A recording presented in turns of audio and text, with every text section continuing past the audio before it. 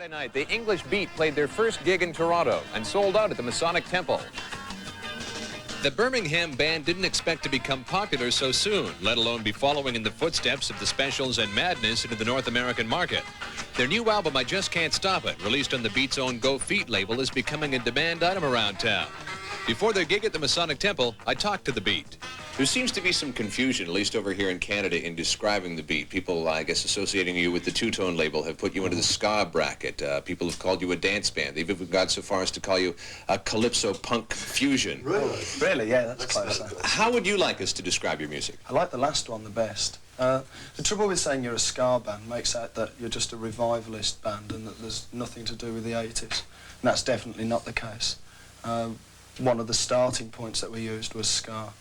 But we used reggae and the 3-minute pop single, dub music, all sorts of different things that were influencing us, plus our own sort of style of playing. We wanted to mix those all up together. A dance band is definitely, we are a dance band. At the time when you released your very first record, was what you were doing very close to what was happening in the early days of Motown? Oh, you were listening to it a lot, and it had been a big craze in the clubs in Birmingham.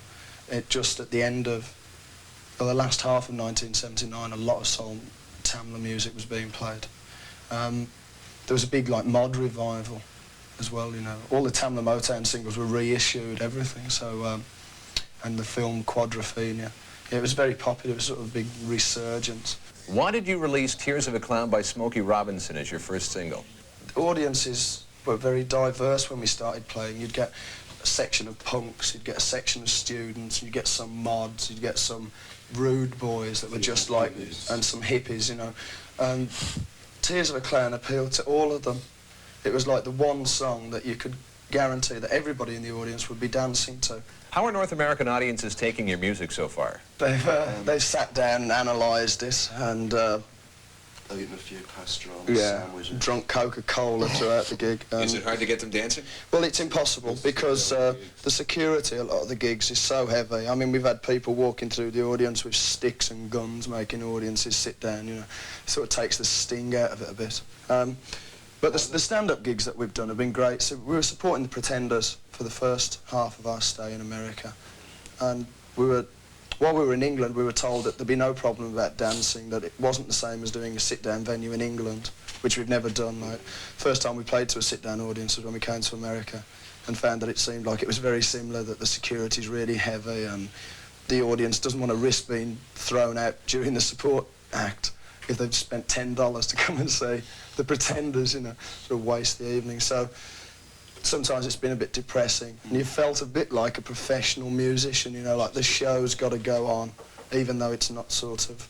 If the audience isn't participating, we find it very difficult to... It's much more to do with communication than entertainment.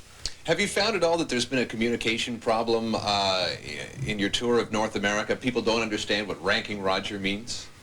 Other things like that, dealing with the band? Well, I mean, they don't know, but they will know. I mean, they can just come up to me and ask me anything, you know, about my toasting, and I'll just be too happy to tell them. What does Ranking Roger mean? Well, it doesn't, you know, it's just like another nickname, another name. It's just like me calling you Fred Bloggs, you know.